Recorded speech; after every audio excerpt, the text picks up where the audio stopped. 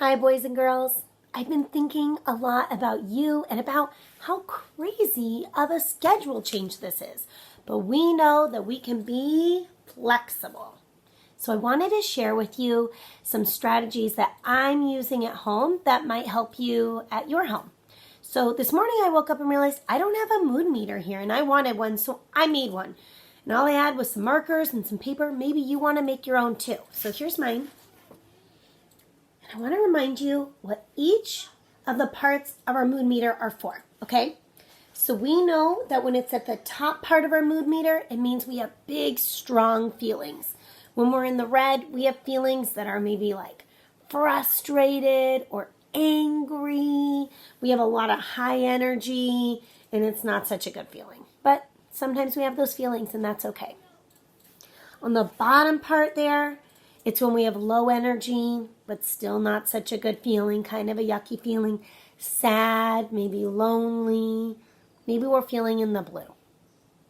I feel that way sometimes too. Over on this side though, we have high energy, we're in the yellow, that would be like excitement, really happy. I might feel yellow sometimes. And then down here we have green, where we're feeling calm and chill. And we've got low energy here. I like to be around here, right? Like in the middle. I like to feel happy and good. But we know that all people, we have all of these different types of feelings. I wanted to share with you a couple strategies today using those cards that we've used before. I really like this one, my Mindful Kids. Do you remember these? So I have 3 that I think are really helpful. So the first one is called Everything Changes. This one really helped me today. It says, watch the flow of life, which is perfect right now because it's turning into spring and I'm noticing lots of changes outside that are happening too. Here's what it says. Have you ever noticed that things change every day? Like the weather. Perhaps a tree has a new bud or a flower has wilted, or your toenails are longer than they were last week, or a new student has joined your class.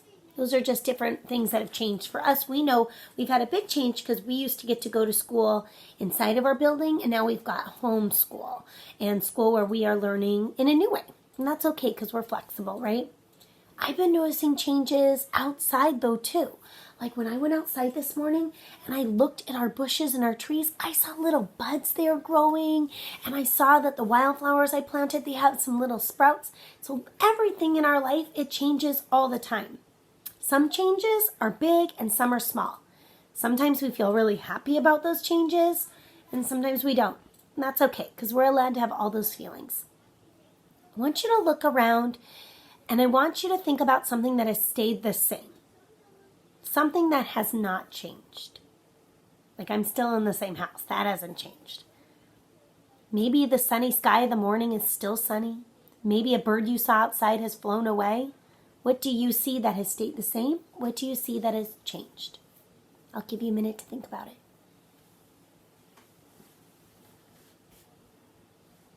It can be helpful when we have these big feelings and we notice changes. It can be helpful to write about them or draw about them or even tell somebody about how these changes make you feel. And if it's helpful to you, you might want to use the mood meter to do that. If you want to share with me, you can always send me a message on my email or to our dojo, and I'd love to write you back. I've got 2 more. Ready? This one I thought was pretty neat. It's called the Mind Castle. It's going to help us to have our power of concentration. So I want you to sit mindfully. Do you remember when we practiced sitting mindfully with our back straight? Some people like to put their hands on their knees, and we take a nice deep breath in through our nose and then out through our mouth.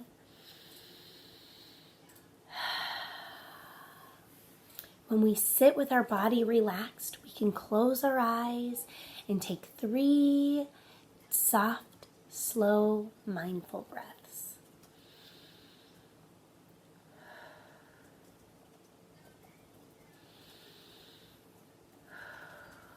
I want you to try to draw a castle in your mind. I want you to imagine, what does this castle look like? What color is it? What design is it? Does it have towers or a drawbridge? Now I want you to go inside your castle. What do you see? Wander through the rooms. Notice the shapes and the smells and the sounds in each of those rooms. If you start to think of something else, take a deep breath and blow out the air. Try to bring your thoughts back to your castle. This is your safe space. Finish when you've explored every room. What did you discover? You're building brain power when you do this, when you pay attention to all the details of your mind castle.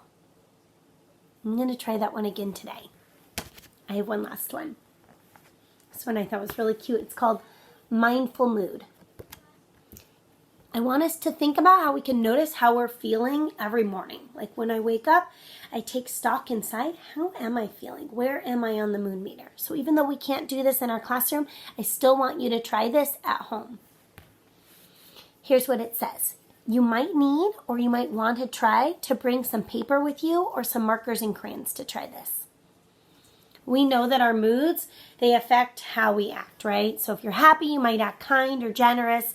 And if you're grumpy, you might act kind of selfish or mean.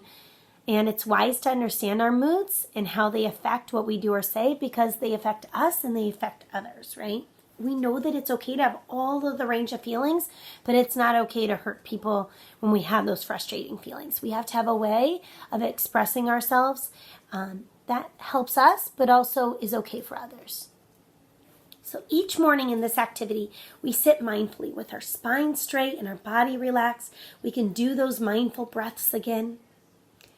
Now, when you have your paper out and you're thinking about how you feel, you might want to have a red marker, and a yellow marker, and a blue marker, and a green marker. I want you to draw using those different colors to express how you feel. It can be just a design, or it could be like a real picture. You might use red when you're feeling kind of angry, or you might use green when you're feeling calm. And maybe your picture has all those colors because sometimes we have all those different feelings, right? Keep your mood drawing where you can see it. It helps to remind you how you've been feeling, so you might want to put it up in your room. Later, you might be in a different mood, so you might want to try to create a new drawing and let the old mood go.